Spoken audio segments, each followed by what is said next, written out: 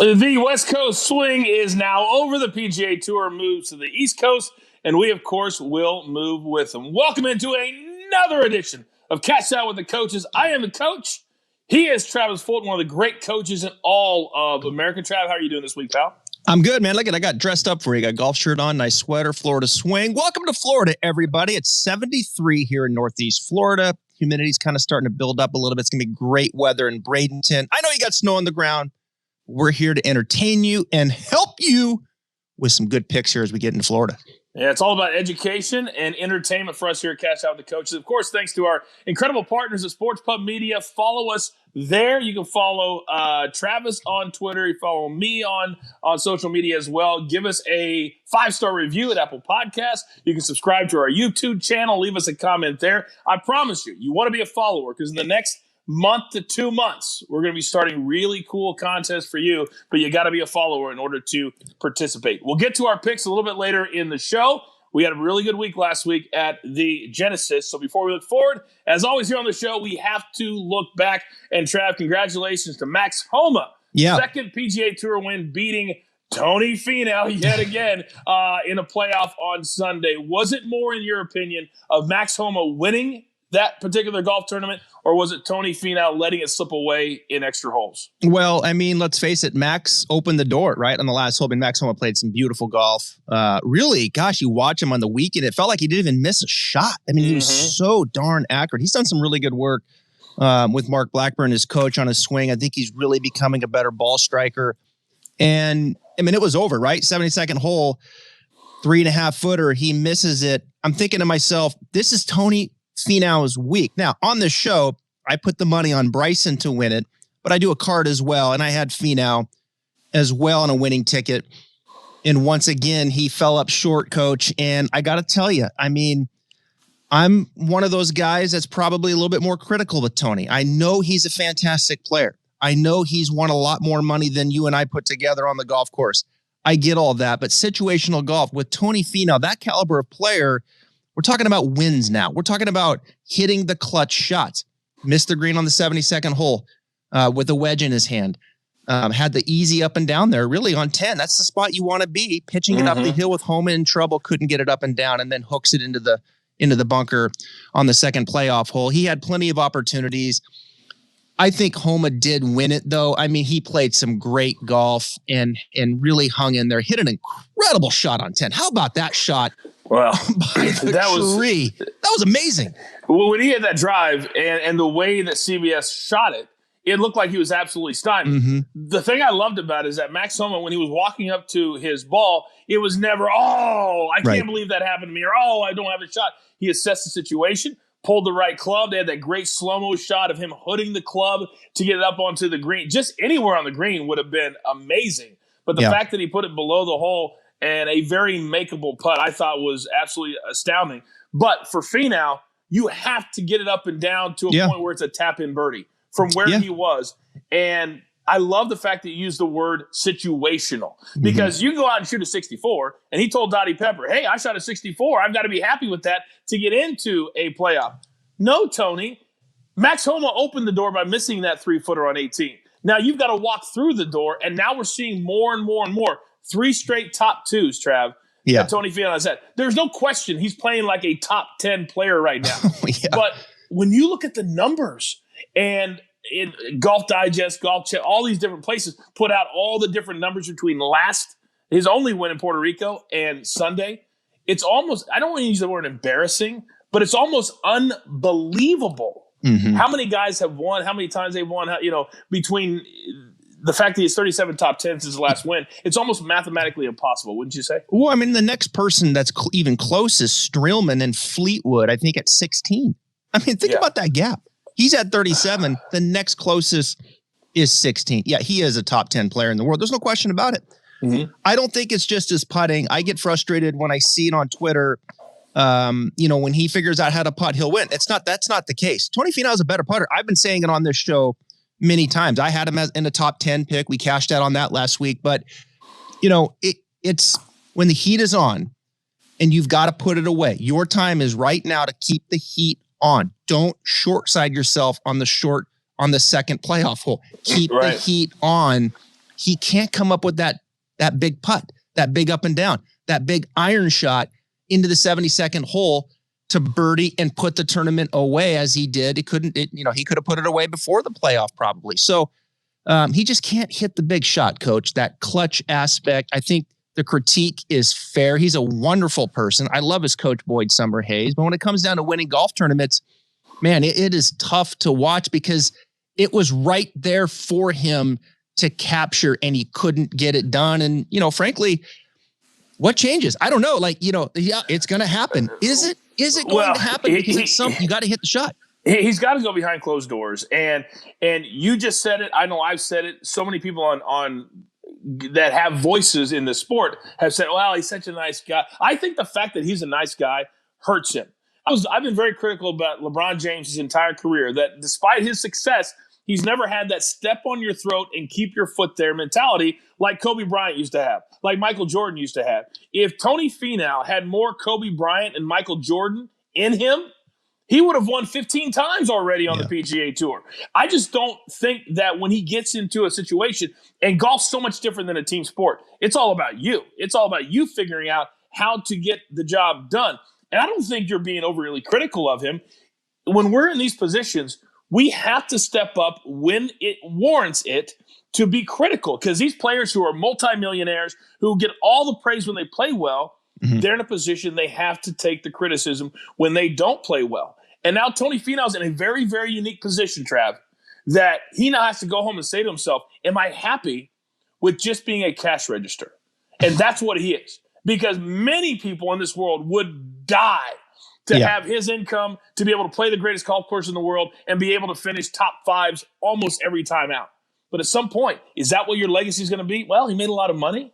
Or do you want to be a recognized champion next to all these great players that continue to win right now on the PGA Tour? That's the conversation that he has to have with himself. And I'll be interested to know, and you're going to see it in one of my picks this week, I'll be interested to see how he responds this particular week after 3 straight top 2s.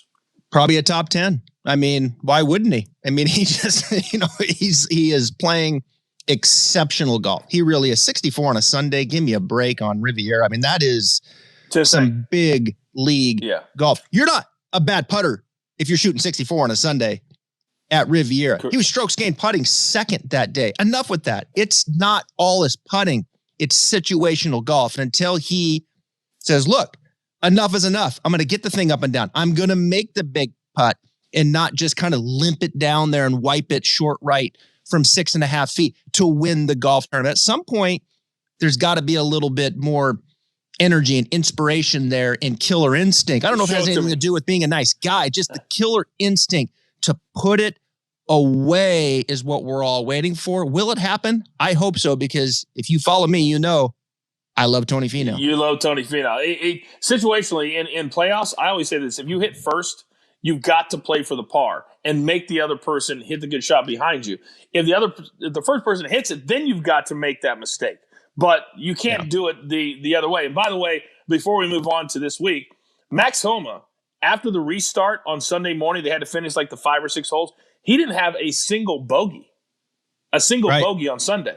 So I think we got to give him a lot of credit for playing nearly as good as Tony Finau did. Flawless. He didn't have a 64, but that's flawless on a Riviera. I also like the fact that he showed that it meant something to him. The tears, the fact that he dreamed about Tiger Woods handing him a trophy, and that happened Sunday. I'm here for that. Yeah, I'm here for that. All right, now let's spin it forward to this week. Now, this is an interesting week because we have a World Golf Championship, which is what we're going to focus on here on the show. There is an event, as a little ironic, in Puerto Rico, which is the side of Tony Finau's only win. This was supposed to be in Mexico, and because of COVID, they decided not to run an event in Mexico, so they moved it to the Tampa area, Bradenton, Florida, Concession Golf Club, and this is a Jack Nicklaus, Tony Jacklin designed course, and it's named after one of the famous concessions back in 1969 at the Ryder Cup of Jack Nicklaus into Tony Jacklin. So educate our fans at home on what this course is all about and the style of player who should play well here. Yeah, so we don't know much, right? 2015 NCAA Championship, BRYSON, DECHAMBEAU, got his title here, beat CT Pond down the stretch. I think Xander's played here. There's a couple others that have a couple loops around this place, but this is a new spot, brand new for the PGA Tour, never a professional event. Paul Azinger is a member, Gary Koch. I've been reading some things from them about Concession. I've talked to some people that have played the course a number of times. This is a big league golf course, right? This is going to play between 74 and 7,500 yards. And I think what we can expect based off the conversations that I've been having is that off the tee, you're going to see probably a little bit more room this week. The fairways are going to play probably a little bit more generous than what you saw last week at Riviera. They were pinched in, but the rough really wasn't that long. It wasn't much of a factor at all at Riviera. I think you'll probably see a little bit more rough, and I do think it'll be a little bit more penal if you start working off of some of these fairways at this golf course. Spectacular green complexes, pushed up greens, well bunkered. There is no shortage of sand. Welcome to Florida, ladies and gentlemen. You're going to see a lot of sand here. There's going to be some water, maybe not like a PGA National kind of, layout from a water's perspective, but there is some water. And there's going to be, I think, big time green complexes with well-protected bunkers. And I also think it'll be interesting to see here. There's a lot of movement in these greens, it sounds like. They're not easy greens to pitch to and to putt on. So I anticipate these players who are there for the first time are spending a lot of time around these greens right now on where they want to hit it, where they want to miss it, where do they want to be pitching from into these different green locations and trying to get a feel for how these greens are going to putt. They can get these greens really fast here. I heard 14, which is like crazy fast, but I think you're probably going to see 12 and a half. So you need the complete player here, Coach. I think what's really fascinating, though, about this course, the par fives are so difficult, right? And usually it's kind of almost that automatic birdie. It's par five ahead to get a birdie there, right? Not here. These are 4 tough par fives. And I think it's going to be really interesting to see how the Bombers attack these par fives. One of them, they're not getting there into. It's not happening. There's another that maybe, right? And then the other two, they're probably going to get there, but it's still no guarantee to make a 4. And the handicap shows it, I think, 4 of the toughest or holes. 4 of the top 5 are par fives, which is just unheard of. So I've never heard of that before, ever. Yeah. So it's like, how do these par fives play out?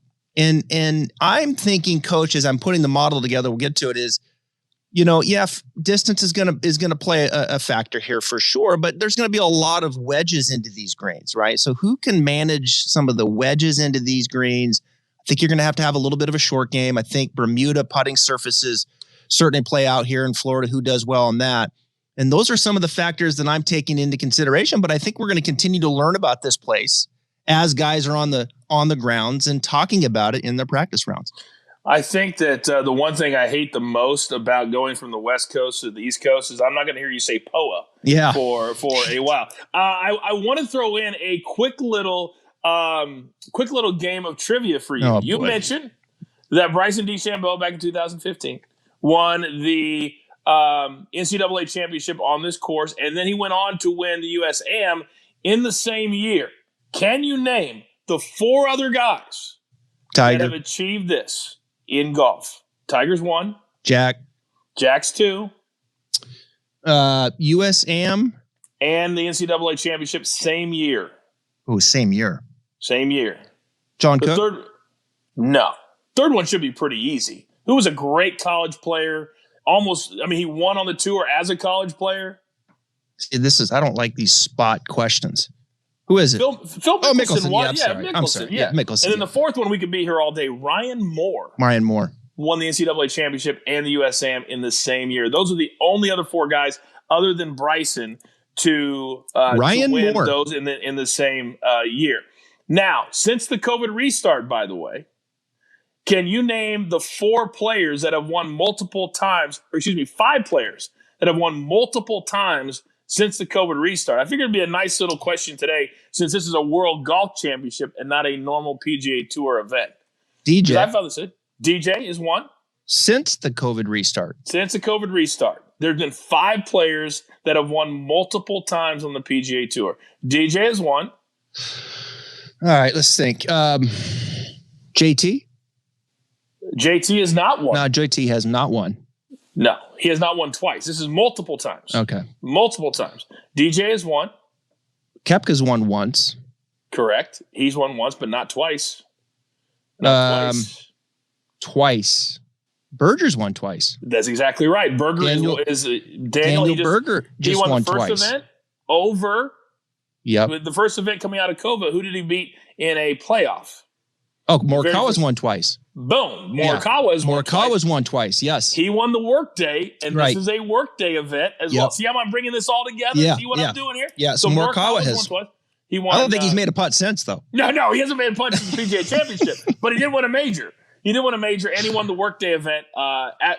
Bryson's won twice. That's exactly right, and there's one more. So it's Bryson, Morikawa, Berger, DJ, and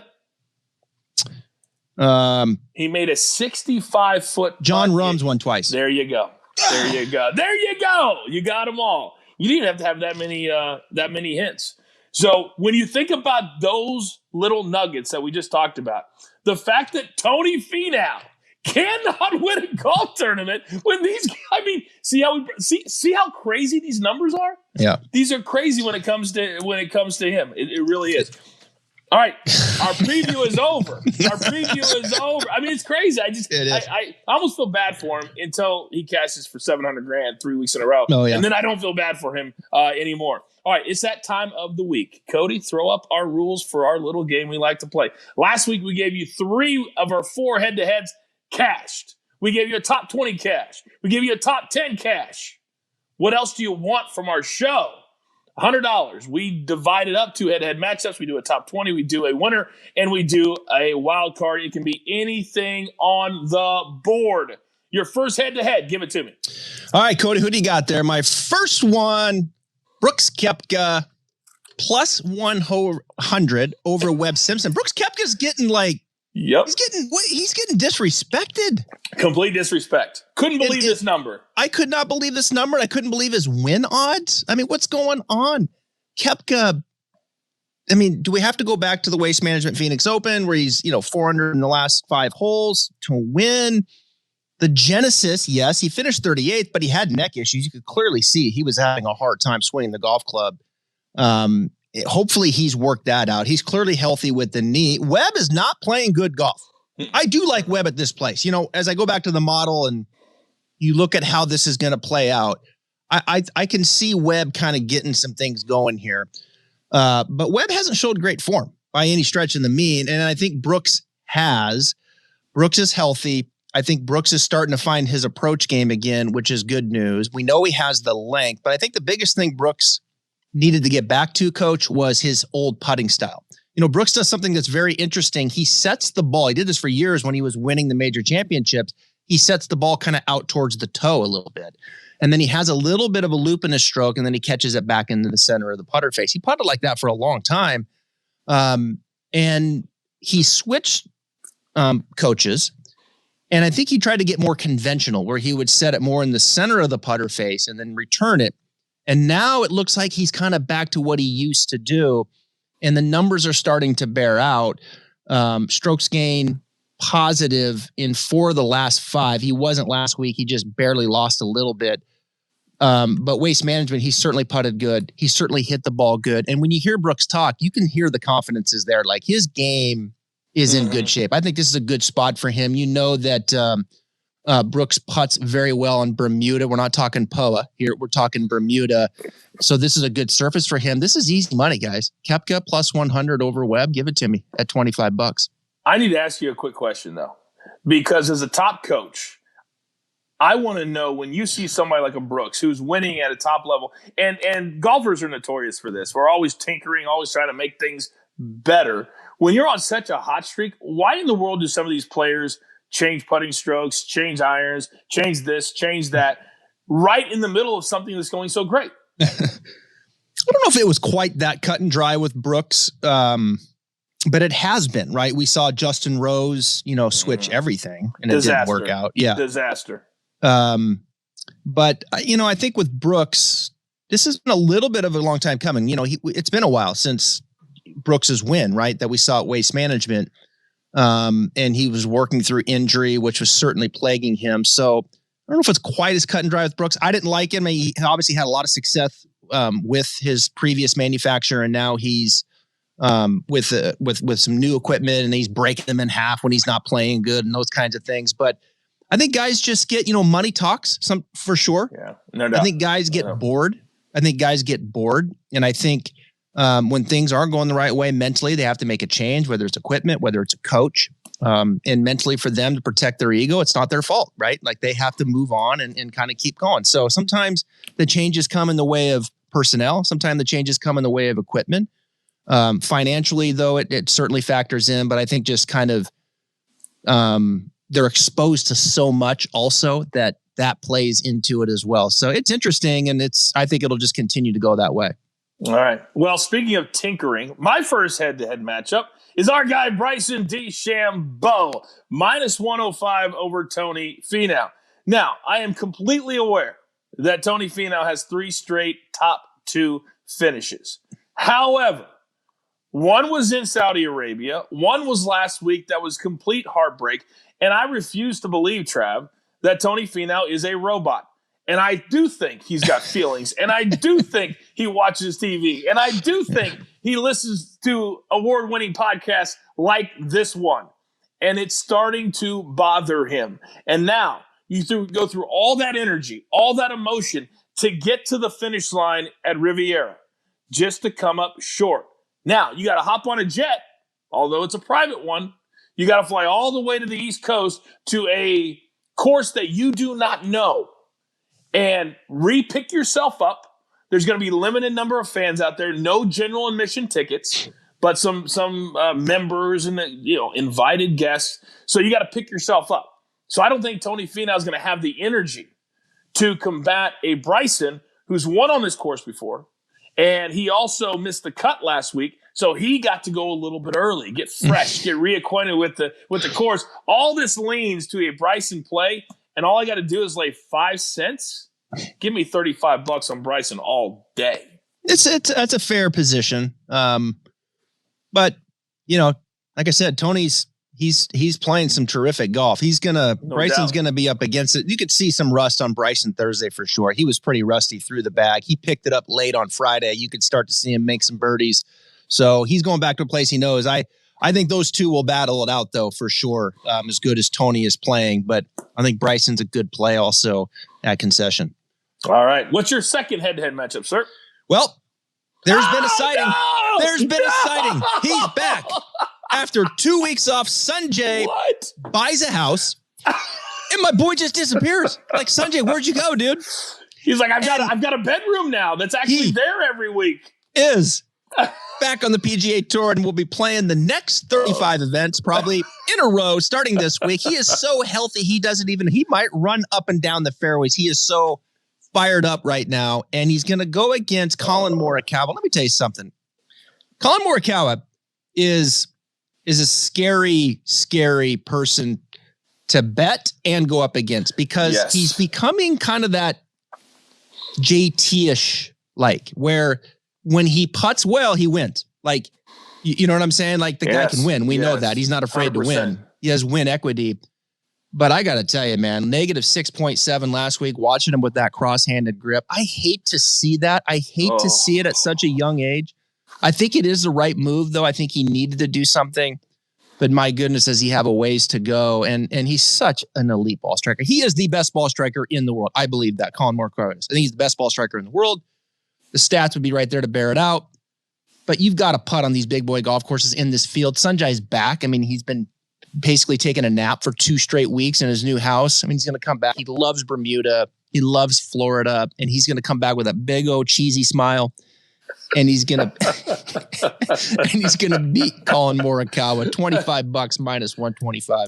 No matter how good you hit it, you can't hit it to 3 or 4 feet every single hole. Right. And Morikawa's getting to the point that if he doesn't get it that close, not only is he not confident to make the putt, we're not confident to make the putt. He's almost made it to my always fade list, meaning never betting on him and looking for spots like this to bet against him.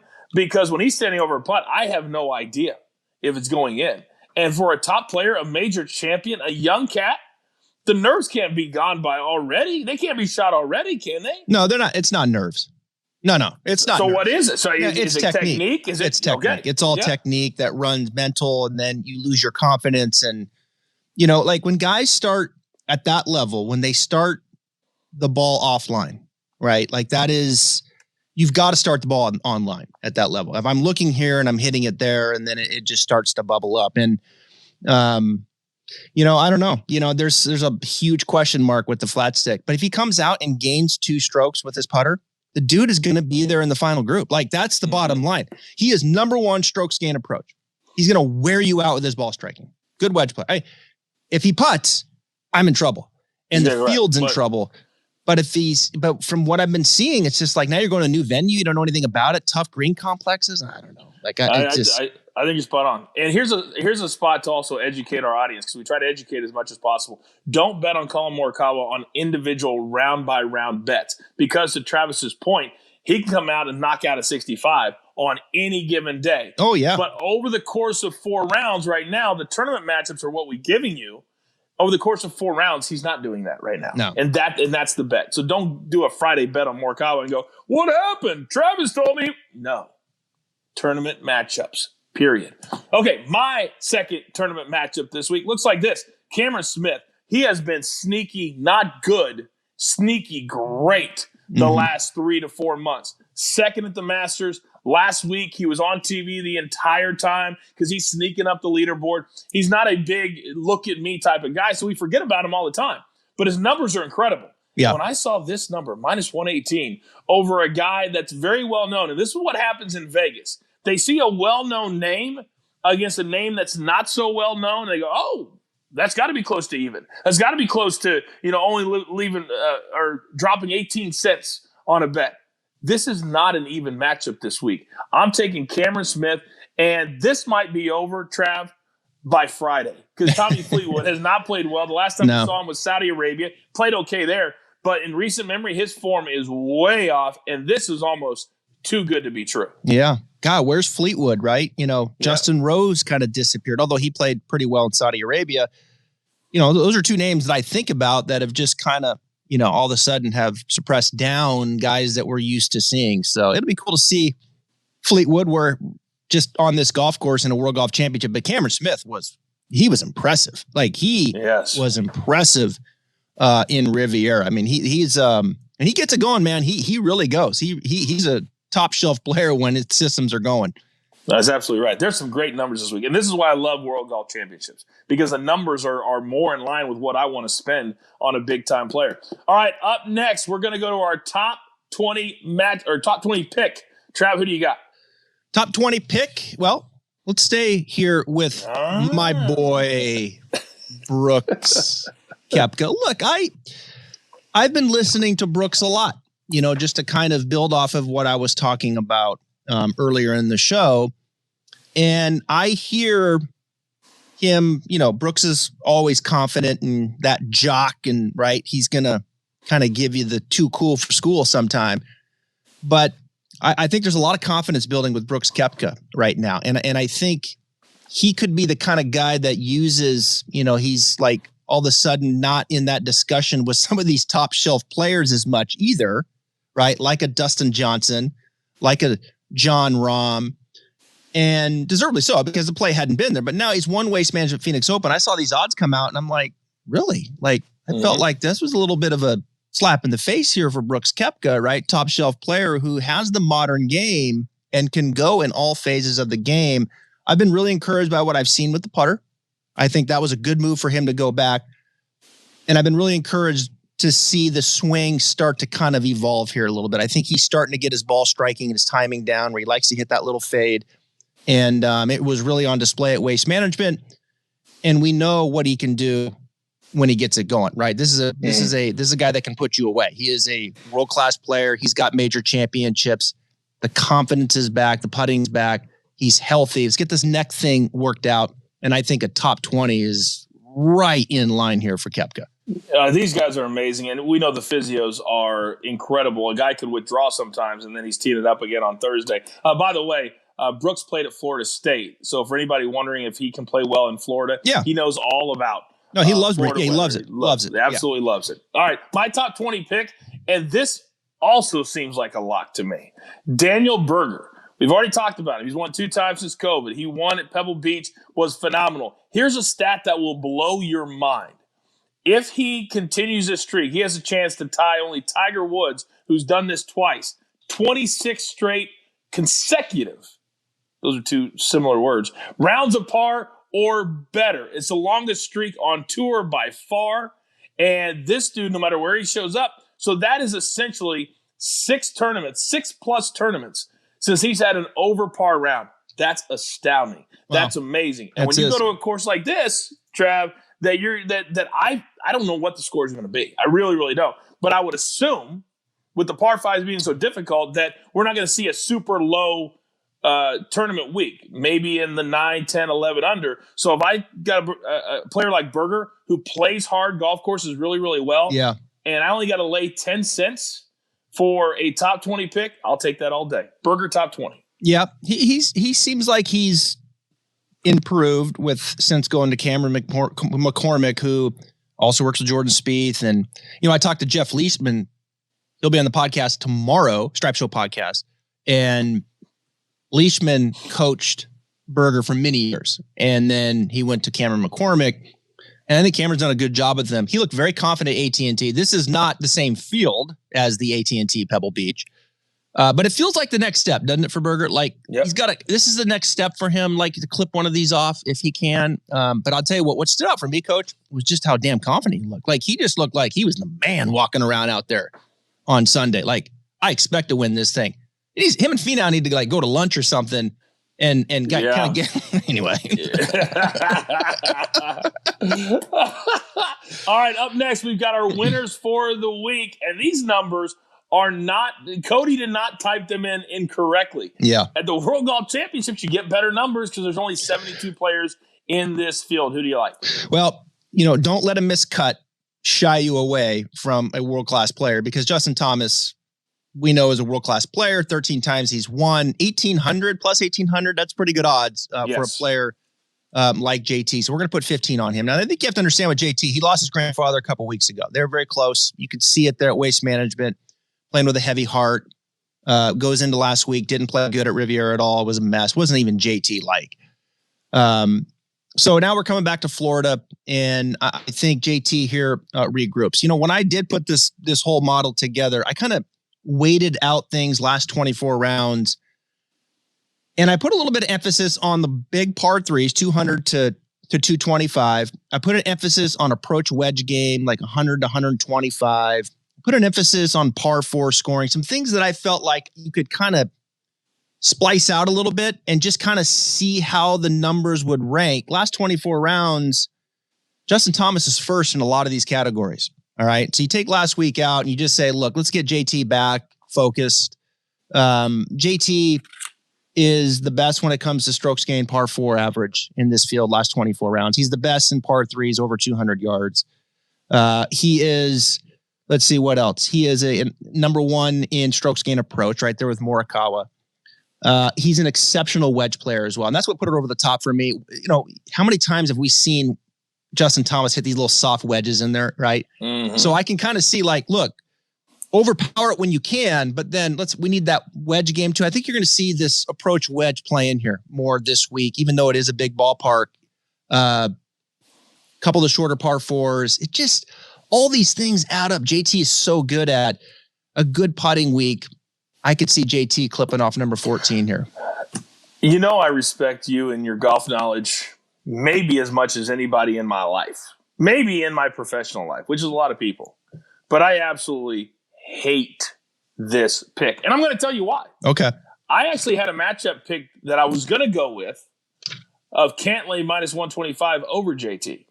Because I feel like for 2 reasons, JT has not found his game, and he's not going to find it this week. A, what happened in Hawaii, I believe, still bothers him. And I believe he's very conflicted in his mind because he's innately a really, really good person. He's an emotional player. We know that. And you can't hide those emotions. I think it still bothers him a lot what happened in Hawaii with what he said and got overheard saying. And then you couple that with the fact that he goes to Saudi Arabia, misses a cut, come back, his grandfather passes away. misses a cut, doesn't play. The only reason he played at Genesis is because he respects Tiger, and it was Tiger's tournament. That's the only reason he went out there to play. And I think the only reason he's playing this week is because he has to. He needs to. It's going to how he fixes himself, so to speak, emotionally.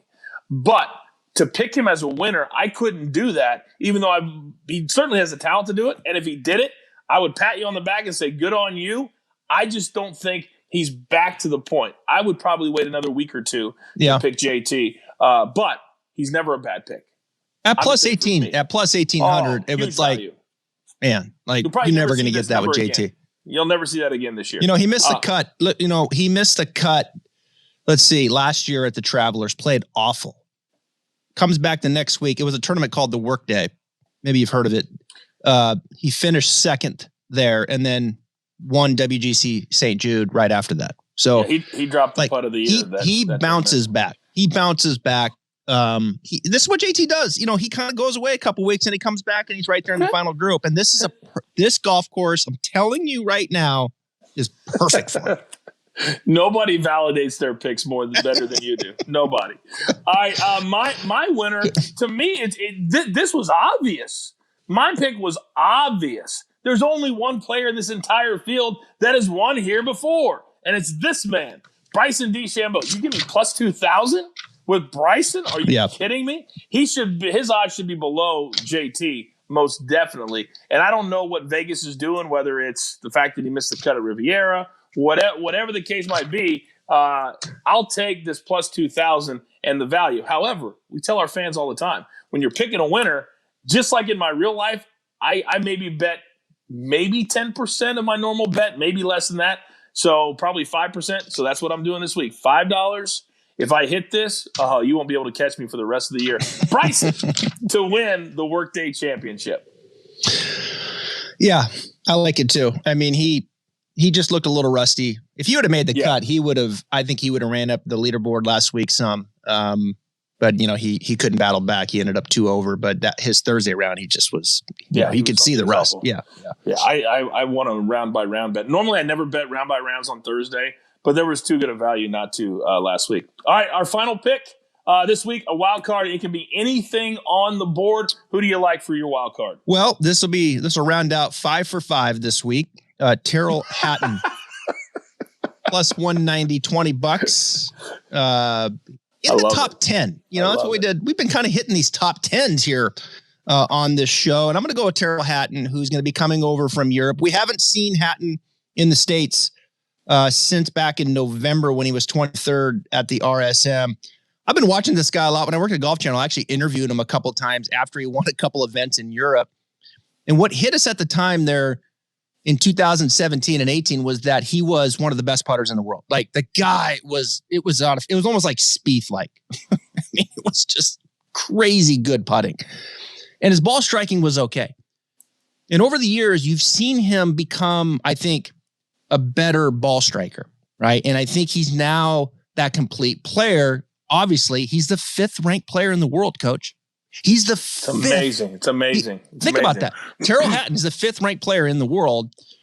He won in Europe a couple weeks ago by 4. Won the Order of Merit last year. I mean, he had an exceptional year. He comes back over here. You remember he won the Arnold Palmer, a very difficult golf course that year at Bay Hill last year. I think he's riding high, and I think he's really rounded out his game now.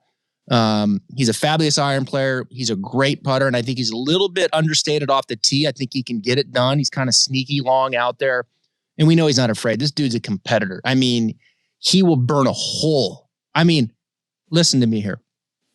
TYRRELL Hatton will burn a hole through FINAU's head with intensity.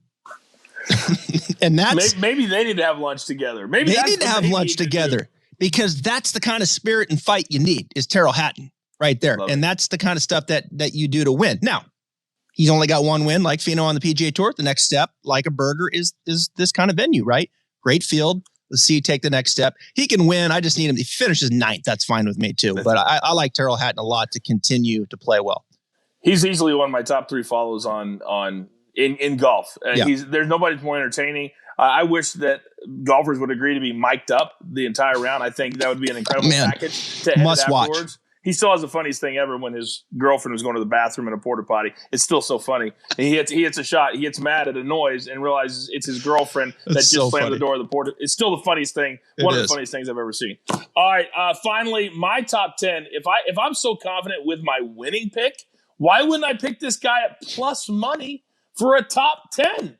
Yeah. I'm doubling down on Bryson DeChambeau because, again, a normal field, which, again, it's reverse thinking, Trav, that when there's 156 players, his top 10 probably would be maybe even minus 110. But because of this, they have to spread the guys out. You get incredible value on a top flight player like Bryson DeChambeau. How could I not take it at nearly plus 200? And I'm going to put $10 on it. But I'm very confident in this because I really think he's going to win.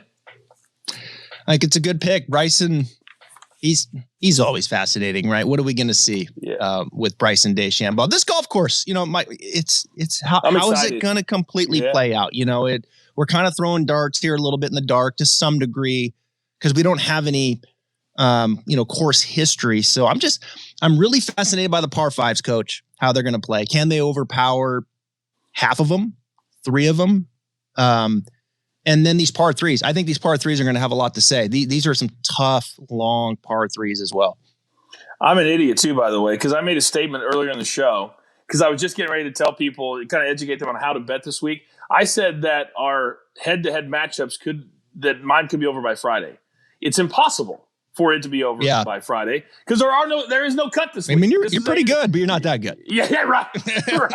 right. So when you're making your bets, understand that if you think it's a guy that's not going to get off to a good start, there is no cut, which means the head-to-head matchups will go all the way to Sunday, every last one of them. So remember that. All right, we can't educate you or entertain you any more than we've just done. That's going to do it for this week's show. We are pumped. We are ready for the WGC. Follow us on social media. We may or may not throw out a couple of picks for the Puerto Rico Open as well.